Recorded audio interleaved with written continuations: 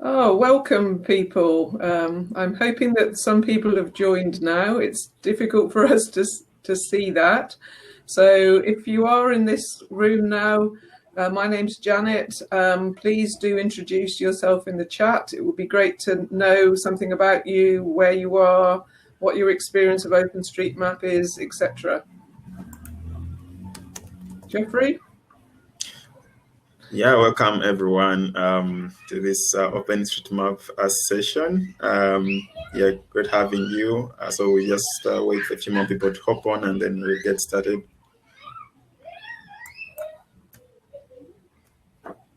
Yes, indeed. So it would be great. Welcome to this session about OpenStreetMap and Youthmappers. Please do introduce yourself in the chat. I think we'll wait until at least some people have done that. Otherwise, we don't know if there's actually... Oh, brilliant. Enoch's here. Great, welcome. And a great talk just now about open source. That was wonderful.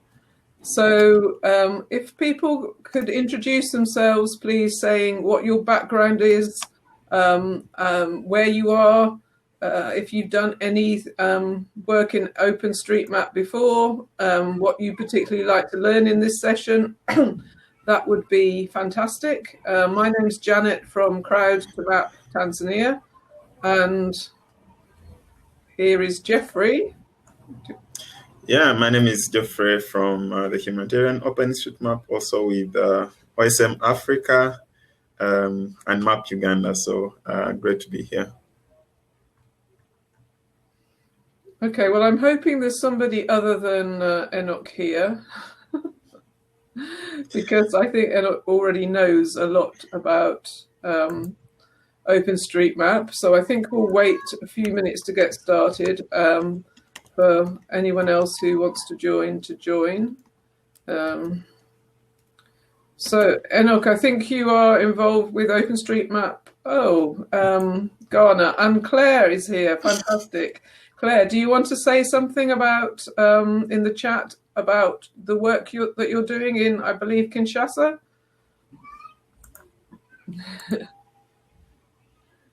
And if anyone else is here, please do introduce yourself in the chat. Say where you are and what you've been doing in OpenStreetMap, if anything.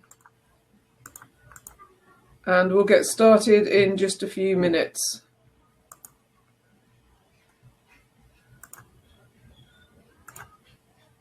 So shortly, I'll talk a little bit about what Crowd2Map Tanzania has been doing there. And Geoffrey will talk about some of the work in Uganda and with HOT more generally. And then we will have a practical session about OpenStreetMap. I think at least the people I can see already, I think, actually know a lot about OpenStreetMap. So please do feel free to ask more specific questions. Let's see if we can ask some questions that Geoffrey can't actually answer. I think that would be a good a good goal for this session. But if there are any beginners for OSM, please do introduce yourself in the chat and feel free to ask any simpler questions. So, Geoffrey, what do you think? Should we start now? Yeah, okay. Yes. So please do introduce yourself in the chat. I'm going to share my screen and we'll get started.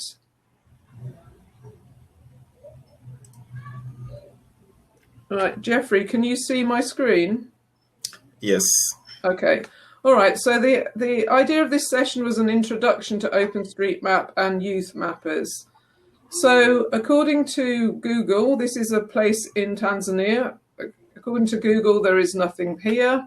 Whereas if you look on OpenStreetMap, actually thousands of people live in this place. And again, you can see this here. So much of rural Tanzania still looks like the slide above in OpenStreetMap. Places like Dar es Salaam are now extremely well mapped, particularly through efforts like Ramani Huria and Humanitarian OpenStreetMap.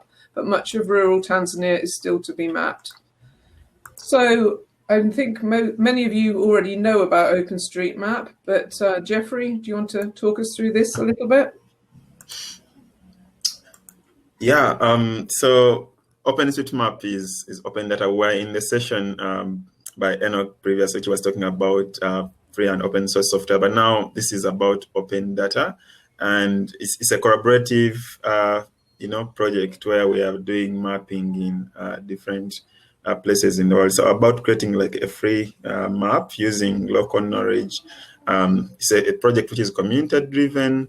It is inspired by the success of Wikipedia. So it's built by a community of mappers that contribute and maintain data on anything that they want to map. It can be roads, can be church, school, anything. It has been growing over the past few years, from 2005 when it started, and we have like over 7 million users. These are people who use the map and also contribute. How does OSM work? OSM can be used for anything, so for humanitarian purposes, for planning, for communication, for business. So you can use it basically for anything. As long as you are a mapper, you can use it for anything. At Humanitarian OpenStreetMap Team, we use OpenStreetMap for humanitarian response. When there is flooding, earthquake, hurricane, people respond to disasters by contributing through maps. It's easier to use. It's just a matter of going and creating an account, and then you start editing and contributing to the map. And we shall be doing a live demonstration later on how you can, edit and contribute to OpenStreetMap. But you just need an email address and a username, which you see right in the upper corner, and then you'll be able to contribute to the map. Thank you, Geoffrey. So this is an example of some mapping that we've done in Western Tanzania. So there are really two ways that you can contribute to OpenStreetMap, either directly into OpenStreetMap or via one of the projects that people have set up under Humanitarian OpenStreetMap. And Geoffrey will be demonstrating both methods shortly. And you'll look at satellite images where you can identify roads and buildings, but you'll see this later. So rural Africa really needs maps. So at Crowd2Map, we've been doing this for the last 5 years. So we have now around 14,000 online volunteers from all over the world that are building up OpenStreetMap in Tanzania. So we have a Slack channel. You're very welcome to join. We have over 5,000 people in it now. Many of the people are new to mapping and they get feedback on their first mapping attempts. They can also do some quizzes and badges. And these are some of the instructions that we send people when they join.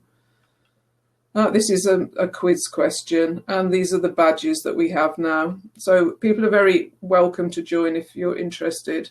One of the other things that we've done is taken open government data, particularly around clinic and school location, and added those into OpenStreetMap, generally manually using ID by just copying the lat long in and comparing it with the satellite image. We've also trained a large number of mappers on the ground in Tanzania, partly through a micro grant which we got in 2017 from HOT, and many of them have been girls who typically have less access to smartphones.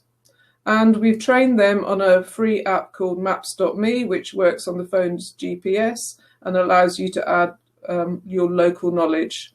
And it's also brilliant because it works offline for navigation. So we've trained activists fighting female genital mutilation and also police to use Maps.me to quickly reach the girls at risk. Sorry about that. One of the things that we've been working with very closely is Youthmappers. So we've set up Youthmapper chapters in 8 different colleges in Tanzania so far. I know, and Geoffrey has also been very involved with Youthmappers. Did you want to say anything at this point, Geoffrey? Yeah, sure. I think Youthmappers is just a great way to grow OSM because university students are already using like studying like geography and IT, and they find like these skills of contributing to open data through OpenStreetMap very useful for their studies. That's why we have been doing trainings and opening up different chapters um, across the world. In Africa, I think we have like over 100 Youthmappers chapters at different universities in different countries. And this is some training in Setco Serengeti. Is that you, Geoffrey? Yeah, that was me in the background there, trying to I show didn't people some. realise. I recognise the T-shirt from State of the Map Africa, I think, isn't it? Yeah, that's the. Okay, so this shows you where the Youthmapper chapters are. Yeah. So this is the different countries where we have like each point on the map is where we have a location of the Youthmappers chapter in Africa. So if you don't see any node in your country, then you can go to the Youthmappers website and see how you can help start up one, maybe at your university or even in your country. And even if you do see one, you can have all universities and colleges can set up their own, and it's a really good network for having access to training, internships, scholarships, etc. So I would strongly recommend it. One of the other things that we've done at Crowd2Map is set up these digital champions. So they were first-time smartphone users. And again, this was done in collaboration with HOT, and Geoffrey was very heavily involved in this. So they were trained to map their village and also to report gender-based violence. Geoffrey, do you want to add anything? Yeah, I think it was very interesting, to work with these women in Tanzania to put their villages on the map. So people have never used a smartphone before, but then interacting with the map, especially they had like local knowledge of their villages and they wanted to add things that were missing. So they were able to identify what was missing on the map and were able to work with them to add what was missing. So that was very interesting. So that means anyone can map. You don't have like to be so much tech savvy. You can also contribute to the map. And this is an ongoing project, so we're still working very closely with the digital champions who are monitoring conditions in their villages and also protecting girls at risk and so on. And they were really, they really enjoyed having this training opportunity, and the villages were very appreciative of seeing a map of their village for the first time. Here they are pointing out some of the things that they still wanted to add to the map. So we've also produced maps for example, this is a map of a school, and they built a girls' hostel, but they never knew, they didn't have a map of where the girls were coming from. So this is a map that a volunteer made on QGIS of that, and showing how the distance of health facilities from water points is another example, and village level maps. So now we've set up this point where you can easily print off maps of particular districts. So I urge you to check it out if you're interested. So you can choose whichever district you want, and it generates a map of that particular area like this. We've also started using UMap, which I'm sure many of you know, to have web-based maps showing particular points of interest, such as water points. And I know many of you know this site, GeoOSM, which is a fantastic site. If you haven't seen it, do check it out, for many different countries in Africa now. So, Geoffrey, do you want to talk about State of the Map Africa? Yeah, so OpenStreetMap is a community, so it's not just the map, but it's also the group of the people who contribute to this map, like our Elana, who is attending as well. So we do have a network called OSM Africa, where we are collaborating with the different OSM communities in Africa, and we do organize the State of the Map conference, which was in Kampala in 2017, Ivory Coast in 2019, and we are looking for the venue for the next year for it to happen. So it's this group of enthusiastic people who contribute to this map, but it's also a community. So yeah, when you start contributing, you also join this community. So we have active communities in almost all countries in Africa.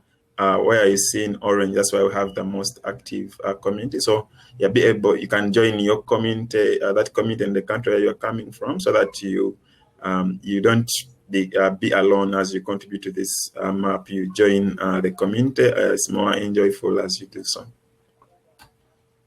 Thank you. So here is our contact details. Please do ask any questions in the chat, and I'll stop sharing my screen now, and Geoffrey's going to go on to the demo now. Yeah, someone asked for the how to join the Slack channel, so if you can share that in the chat. Yes. Yeah, but now let's do some mapping. I have been talking about OpenStreetMap, so I just want us to do like a live demo on how to get started on contributing to OpenStreetMap. So yeah, let's head there and do some mapping. Just sharing my screen.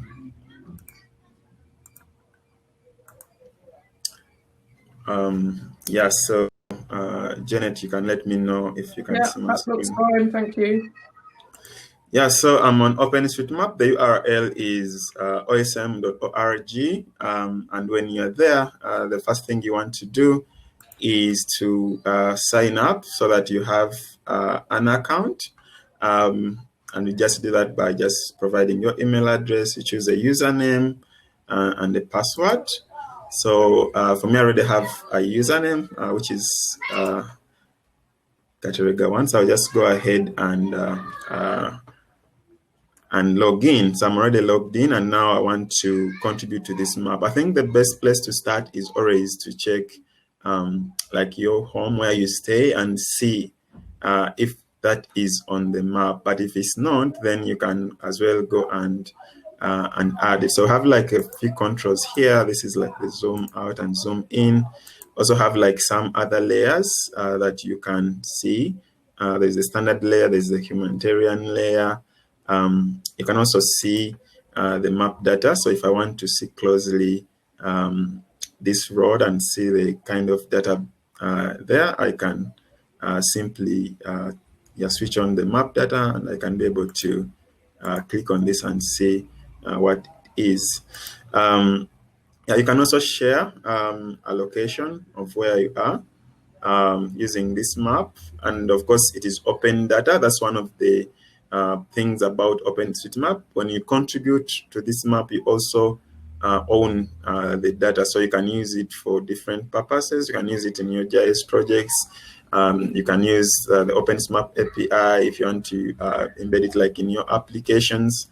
So it is very much useful. So you contribute, but also you get to see the data. So there is a place here that I want to do some editing on, which is called Fetenta. Yeah, the Ghanaians can let me know if I'm pronouncing that correctly, because it is, yeah, it's located in the Bono region in Ghana. So this is like a map of, you know, the whole world. So we have like contributors from all over the world. Doesn't matter where you are, you can always contribute. So yeah, I want to do some, we see this place, it's called Fetenta, and we can see there's some roads there, but what else is there? So if I want to see what I can add, I have to go here and edit the map. So there are different browser editors you can use. One of them is the ID editor and JOSM. Those are the two most common ones. The easy one to get started with is the ID editor, which is an in-browser editor. So yeah, I'll just go to that. So yeah, when you are in editing mode, then you are provided with this kind of view. So right now I have like satellite view, and I can see what is exactly on ground. Yeah, so on the map, it was just showing just roads in this place, but on close look, when you look at the on the imagery, you can really see that there is a lot of things going on here. So I'm just going to demonstrate how to map a building and how to map a road, and then after that, I'll show you another tool. Yeah, so basically we do mapping in 3 ways. You can add either points, lines, or areas. So we use points to add things like a restaurant, a monument, a village. But if you're going to draw something like a road to add it to the map, then you'd use a line. So we use a line to map roads, waterways like rivers or canals. And if you're going to map something like a building, then you have to use area. So you also use area if you're going to map something like a plot of land, or to map like a pond or a lake, use area, so closed areas. So I'm just going to go ahead and show you how to trace a building. So basically, I'll just click all the corners. So right now, I've just drawn this shape, but I need to tell the database, like, what have I drawn? So I'm given here a couple of options. This can be a building, it may be a playground, it may be a park, but I know it's a building. So I'm going to come here and select building, and then I will save this right here. And then I can add a comment. So added a building. So the comment is very useful because it tells other people what you are trying to add to the map. Because this is a collaborative project, it's very important that you you tell other people who contribute to this map what you were adding. So I'll just say I added a building in Fetenta. Yeah, and I will upload this. One thing that is useful if you are a new contributor is to say, I would like someone to review my edits, and then you can upload that to the database. So yeah, this building wasn't on the map, but now it is on the map, meaning that yeah, this is now visible. So this is instant. It's not like on other map platforms where you need like your information to be reviewed first before it appears on the map. Here it appears directly, but that doesn't mean that there is no review process on OpenStreetMap. What happens is that other users will be able to see what I have added, and they can also check and verify that it is correct. So it is like kind of peer review. When I add my edits, other people who are editing OpenStreetMap can also be able to see them in form of a change set. So just going to draw one more building, which is right here, which is like L-shaped. Yeah, but I also see some trees. So how do we map a tree? Like I said, you can map different things. So I'll also show you how to map a tree.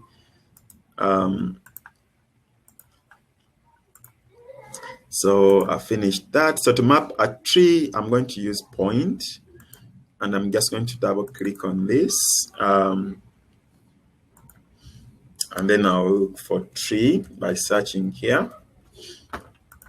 And that's it. I've mapped a tree, which is right here. I'll just show you how to map a road now. So to map a road, like I said, you shall use a line.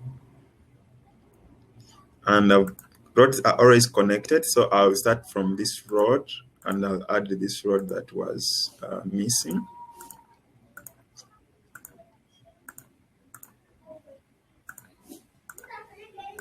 The question from Enoch about how can you see who mapped what?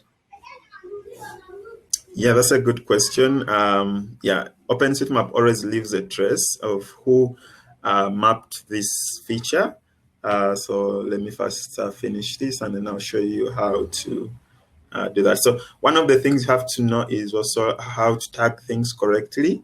So I've just drawn this road, but I have to add an attribute. So this can be a major road, it can be a minor road, it can even be a path. So I have to look and see what is the proper category to add on this road. So I'll go to minor roads here because I'll not say it's major. If it's major, it would have been like a major highway between like two cities or towns. But this is like a road in a residential area. And if you can look here, you can see how these other roads have been tagged. So if I click on this existing road, I can see it has been tagged as a residential. And there is also like something here that comes and says view on OpenStreetMap. So I can also see it on OpenStreetMap if I want. But if you look down here on what I've just clicked on, it is showing edits by these people. So these are the 3 people who have made edits to in this area. And that's how you can tell who have mapped. And there is like others. So it's showing us like edits that have been made in this area by the different people. And if you view it on OpenStreetMap, you'll be able to see like the history of that particular road. So it was added 2 years ago by someone called,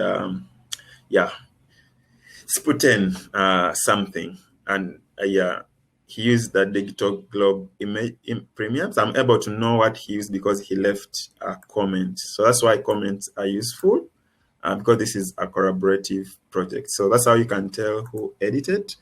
We have drawn a road, but we haven't yet tagged it. And that's a problem. We need to tag it.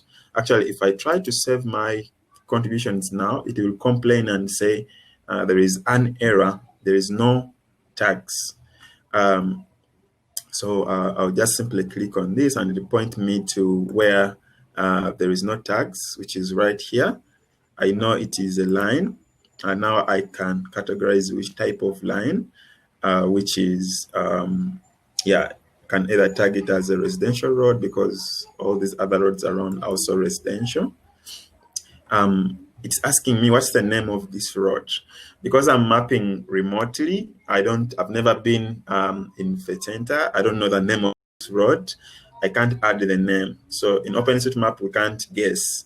What I know, it is a road, but I don't know the other attributes, whether it is one way or the surface, but I know it's a road, and I've added that it's a road. So that is good enough. At least I've added that there is a road which wasn't existing. The good thing, it is a collaborative project. So someone from Fetenta or from Ghana who knows this place can come and add other attributes like the name of the road and so on.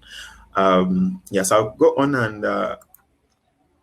and save my changes. So added a road, building,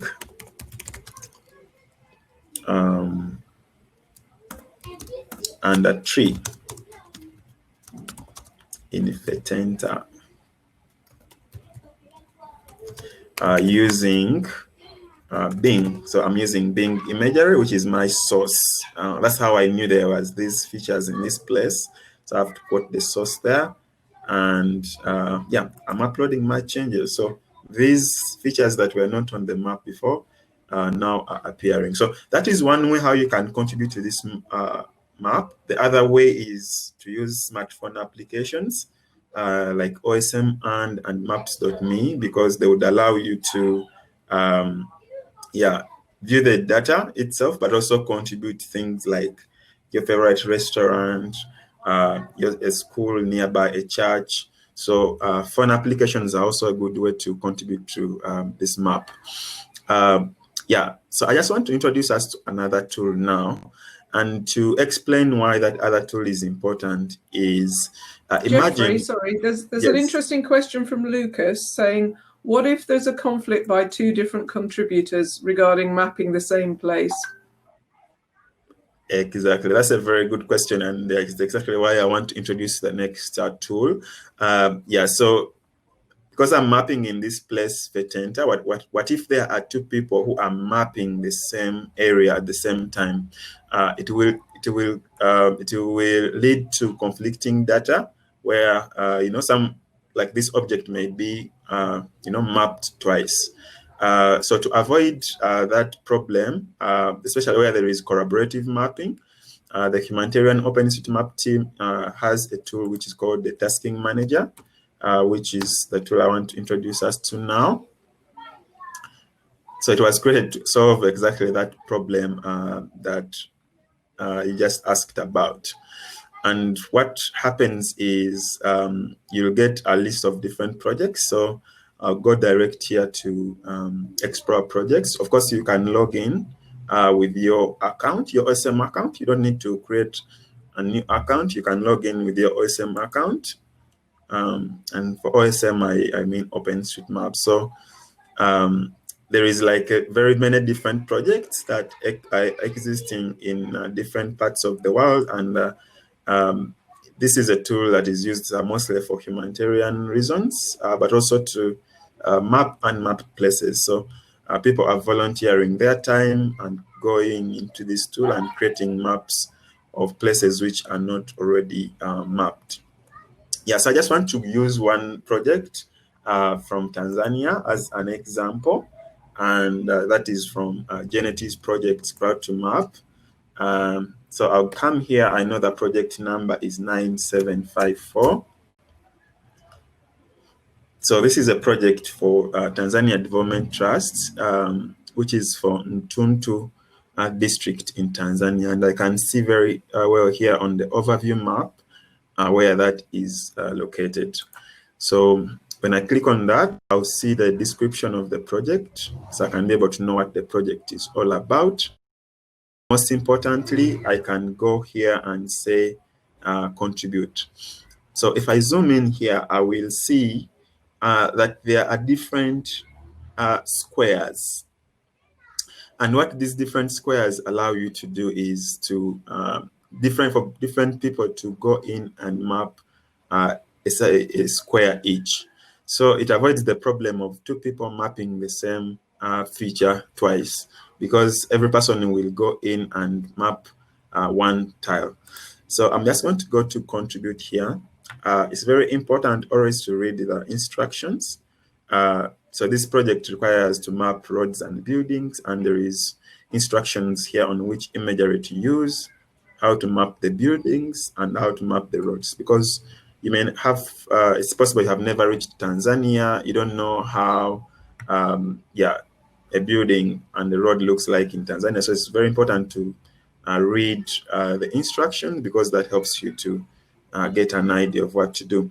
So I'm going to go in and select one square to contribute on. So I'll go in here. So I can see like a key here. So the white squares are available for mapping. The ones that are blue are ready for validation, because when one person finishes mapping, another one comes and checks their work. I'm going to come here and choose the editor, which is ID editor. And now I'm going to come here and say map selected. So when I go to map selected, it will take me to the editing part, where I'm going to use ID editor, which I was showing you in the previously, but now I'm doing it via the tasking manager. So basically what I need to do here is to look around and find where there is buildings, where there is roads that are not yet mapped, and then add those. There is this purple line, and that's like the boundary of my task. So when I trying to map, I'll try to keep within that square. So let me just go in and try to see if I can find some features. Yeah, so I see there is a few roads here, but which have already been mapped, and I don't see any buildings. So what I'm going to do, I'm going to submit this task and say, it says here, is this task completely mapped? I'll say yes and add a comment that all the features, all the roads in this task have been mapped already. And I'll submit this task.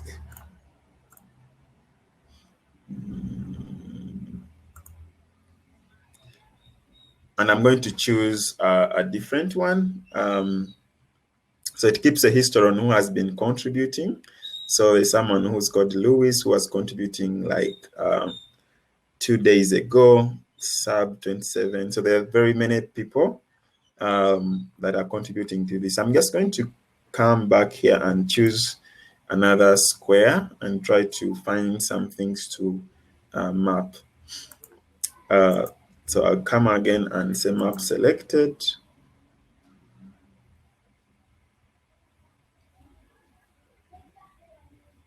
So the task, the imagery is loading on ID editor, and the other tools that you can use. You can also use JOSM, but for this session, we're just going to go over only ID editor.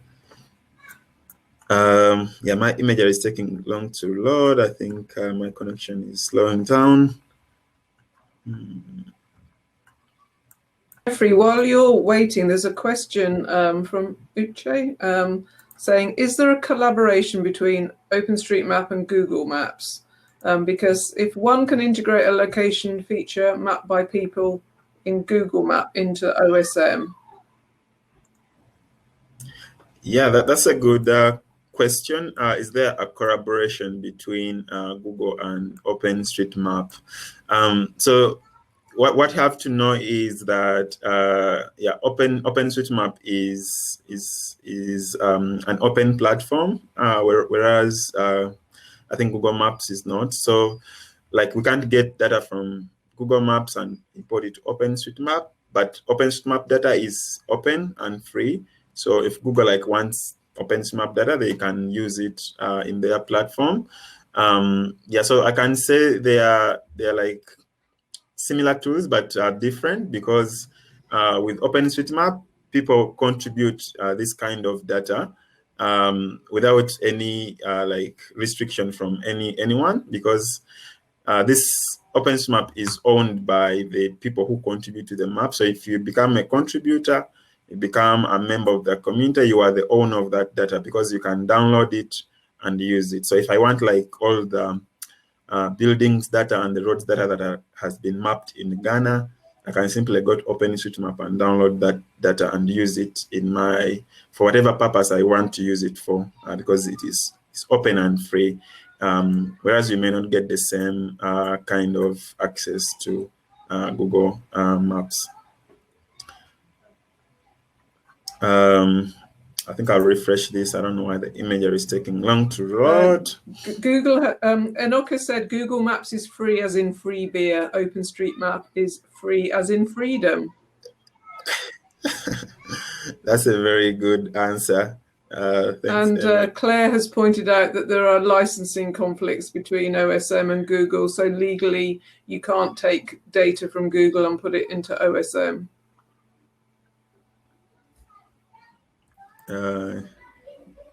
Good answer. Okay. Yeah, so I've just switched the imagery to Bing because I think Ezra wasn't working for me. So I'm just trying to see what I can add here.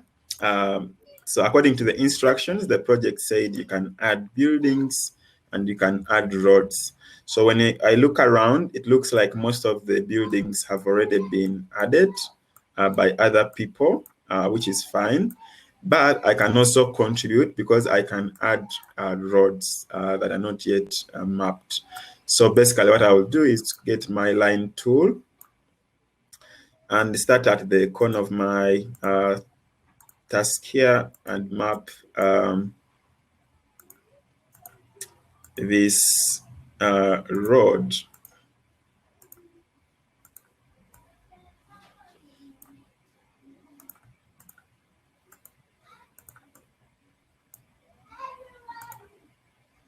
So I can stop here, but what I know, the person who maps this other square that's next to this one will go on and complete this map. So yeah, I've mapped my road and I can come here and classify it as a minor unclassified road. It's complaining because it's not connected to other roads, but that is common on when you're using the tasking manager. What I know, other people will come and continue with the road. So I'm going to come here. There's already a comment which is generated automatically, and then I'll upload these changes. I can add another descriptive comment and say added a road. So I'm going to upload my changes. So basically what I will do is to map all the roads in this square, all the buildings, and then I will say I've completed. But I can see there is still more roads here to be mapped, but I'm not going to add those now. So if you have not been able to finish everything, then what you do is to say no, and then leave a comment. Yeah. I've mapped one road. There is still a few more roads to map. So I'm going to submit this task, and then I will stop here and so that we can take some questions. Geoffrey, can you say something about the different imageries, please? Yeah, sure.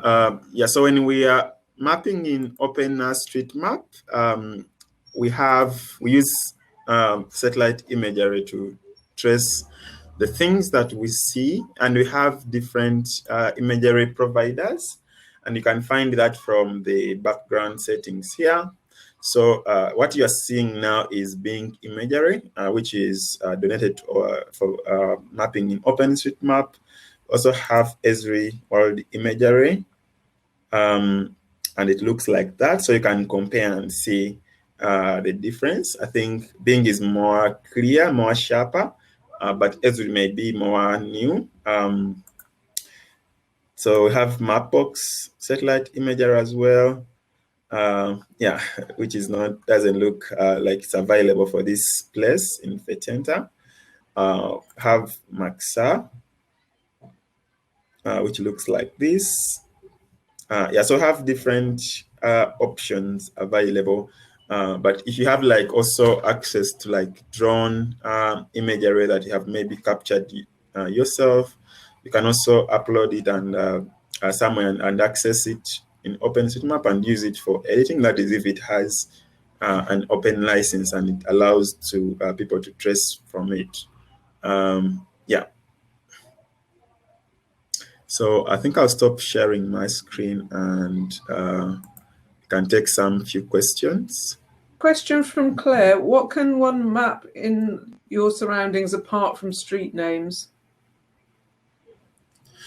Yes, that's a very good question, Claire. I think, yeah, it's very important that we add like local information, especially information that we know, like where we stay. For example, you may look at that satellite image around, you know, like the school where you went to, and you know, like that school very well. So it doesn't stop you from adding more details like the name of the school, the contact information.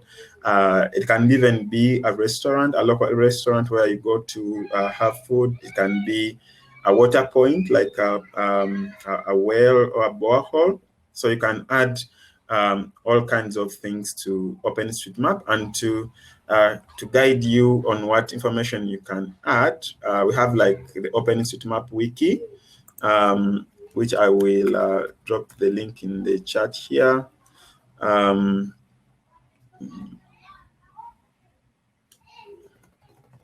Yeah, so you can add all kinds of things. It's just a matter of knowing how to tag those different features, but the map will give you like a guideline on how to add different things. So yeah, I've just added the map features wiki page in the chat in case you want to have a look at it on how to map different things. But like we mentioned, you can use OpenStreetMap for very many different purposes.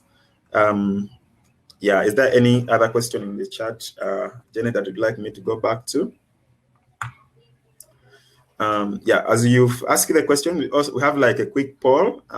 Yeah, so if you go to near your chat button, there is a poll which I would like you to fill. Simply asking whether you have mapped on OpenStreetMap before, and it's just a yes or no. So you can try that out. There's a question from Willie about the new version of the HOT API. Yes. Yeah. So I understand there was a new version of HOT Tasking Manager with the development of the APIs. There are already applications connected to these applications, to these APIs. So yeah, there is there is the API on the tasking manager, and there is like documentation, which I think is good for anyone to read through. Let me just point you to where that is. So this is like the API key documentation, which will alert you to all the kinds of resources that you can access through the tasking manager API. So I can't answer how many people are using it already, really, but what I know, it's there for anyone to use. Yeah, and you have like an API key which you can access from your account when you log into the tasking manager. Yeah, I've just dropped the link to the API docs for the tasking manager in the chat. And I think Enoch is asking, can I use OSM for developing mapping solutions? And how can I reuse the data? Yeah, like I mentioned, the OSM data is completely free, and you have also access to the OpenStreetMap API if you want to use it like in mapping solutions. So I think that's what makes OSM powerful, because of the data. So when you contribute, you also get to use this data because you have it freely available.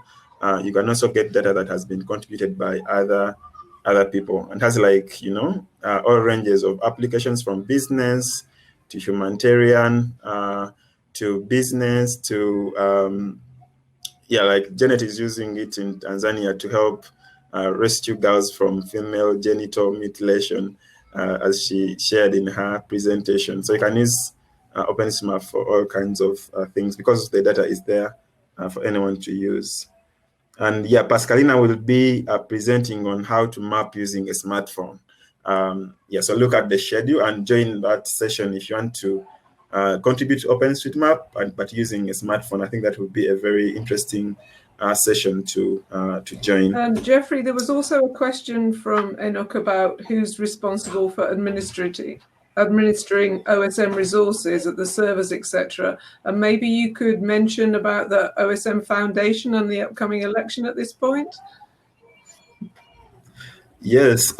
Yeah. So the OpenStreetMap Foundation is like an organization which oversees like the administration of OpenStreetMap. Like I mentioned, the map itself and the data is owned by the community, but to oversee the activities around the map, and also to make like the project sustainable, the OSM Foundation is there to do this kind of work. And the contributors can also become members of the foundation. You can become a member as an active contributor, where you don't have to pay, or if you want to support the project to be able to support the servers and the maintenance, then you can also pay a membership fee, which is £15 per year. And yeah, there is board elections, which are happening soon. And I think Wille Frank, who is on the call here, is standing to be a board member, and I think that's good, because we have never had like a member on the board from Africa, so we are really looking forward to having the mappers from Africa also represented in the OSM Absolutely. Foundation. And I think we're running out of time, but Enoch had a question about downloading OSM data. I don't think you've got time to demonstrate this probably, but maybe you could put a link in. Yeah, there is the best place you can go to query and OpenStreetMap data is Overpass. Yeah, I'll just drop the link in the chat. And then there is also like Geofabric. If you want to download like data for the whole country, yeah, that's the other place to go. So if you want to query like a specific data set, you go to Overpass, but if you want to download data like for the whole country, then you can use yeah, Geofabric to download that kind of data, and I'll drop that link in the chat as well.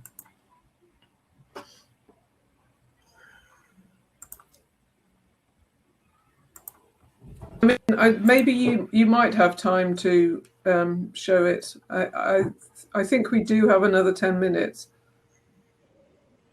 Okay, that's good to know. I thought we were ending like Yeah, so exactly on at the top of the hour.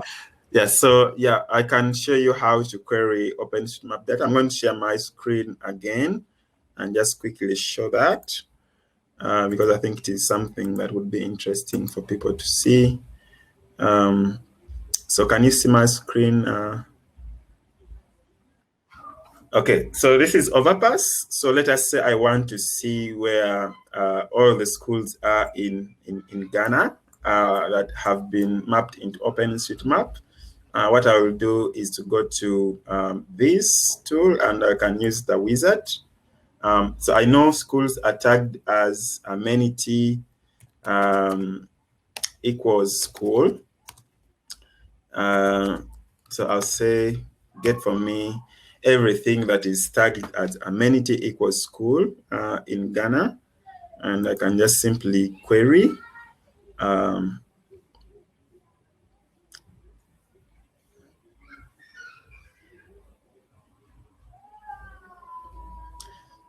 And there we are. I've gotten all the different schools in Ghana. So this is like, you know, OpenStreetMap data, completely free. You have it there to use in your JS applications. And I can export this data into different formats. So I can download it as GeoJSON, as a GPX, as a KML file. I can also download it as OSM data. But I can also share it as an interactive map. So if I want to share this link with someone, then I can easily that feature, and I'll share with them this link, and they'll be able to see this data right away. So it's a very big link, but yeah, if you share it with someone, they'll be able to see this data. But yeah, you can also download it and use it for in different applications. The other one that I was mentioning is Geofabric. So this is the data. So I can, if I want to download data like for Africa, I can come here. And then I just have to choose the country that I'm interested in. So let us say I want to download the whole data set for Ghana. Then I'll come here. So there is 3 different formats. I can download it as an .osm.bpf. I can also download it as a shapefile or as an osm.bz2 file. So yeah, the .bpf file is 54 megabytes. And if I just click on this, then it will allow me to download that data. Which country has the most data? In Africa? Yeah. uh, uh, yeah, I can see here like DRC has like 203 MBs. So I think DRC should be, actually Uganda is having 205. Let's see, Tanzania, United Republic of Tanzania. Tanzania has 453, yeah, MBs of data. So I think Tanzania has the biggest amount of data. So yeah, that's incredible work that you have done in Tanzania there, Janet, and I think Ramani Huria. So yeah, any other question in the chat? At the moment, do you want to say South Africa maybe has got a lot of data? I don't know if you want to say anything about other mobile tools. I know there is a session this afternoon about Osmand. Okay, there's a question from Becky Candy. How often is the data in Geofabric updated? Yeah, I think that's a good question, Becky. I'm not so sure on how often. Maybe if anyone on the call knows the answer, can reply to that. But I think they update it like daily, because if you look here, yeah, this was last modified 12 hours ago, which means it was updated yesterday. So my guess is that they update it like once every day. Yeah, so it's as updated as one day. He's saying daily. So other than Osmand, which will be covered this afternoon, are there any other tools that you would particularly recommend? Yes, yeah, we have maps.me, which is, I think, a cool tool as well, especially for you to be able to use the data, but also to contribute to the map. Maps.me and Osm which I think will be covered in the session this afternoon by Awelana. Yeah, and the other ones are many, but mostly for contributing. So applications like Open Map Kit, if you want to contribute to the map. There is another one called Osm Tracker, if you want to like record traces as you move around and use them to improve OpenStreetMap data. Yeah, there is also Vespucci, yeah, which is another good smartphone application to use to contribute. And I think to the map. you use ODK or Open Data Kit a lot for general data collection. I don't know if you want to mention something about that. Yeah, so yeah, that's a good one to mention, because people have collected data using other applications. So what if you have data that you have collected using another method and you want to add it to OpenStreetMap? So yes, you can import data into OpenStreetMap that you have got from different sources. And one of the ways to acquire data is like you can use an application like Open Data Kit. You go around and collect data which you have like in CSV format.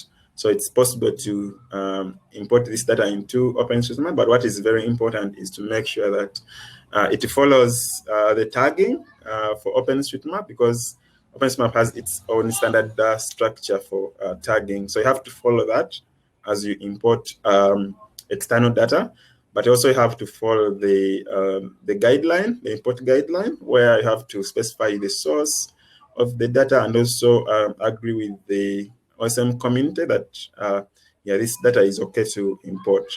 Yeah, so it's very important also to join like the OSM mailing lists and join the conversation when you become a contributor. Thank you. And then a couple of people have mentioned map swipe. So I don't know if you want to say something about that, and Street Complete. Yes, yeah, thank you, Shamila, for mentioning that. So MapSwipe is another great application for people who want to contribute to mapping, but using their smartphones. So basically what MapSwipe does is it helps people to check satellite imagery and verify where there is things like buildings, where there is roads, so that when people go to map, they already know where this data is. I think I've just gotten the warning for 1 minute left there. Yeah, so you wanna wrap it up, Janet? I think you can mention about Street Complete very quickly, and then we can just thank everybody for coming. I hope this session has been recorded, so it will be, so we can share it later. And I'll put my contact details in the chat as well, and I'm sure Geoffrey will. So, I mean, I think most of the people here seem to already know quite a lot about OSM, so please keep mapping. Geoffrey, do you want to say something quick? Yeah, thank you so much, everyone, for joining. Please log into the map, check if your house where you stay or your mother's house or father's house is on the map. If it's not there, map it. That's the best way to start mapping. Thank you so much, everyone, and enjoy the rest of the conference. Thank you. Okay.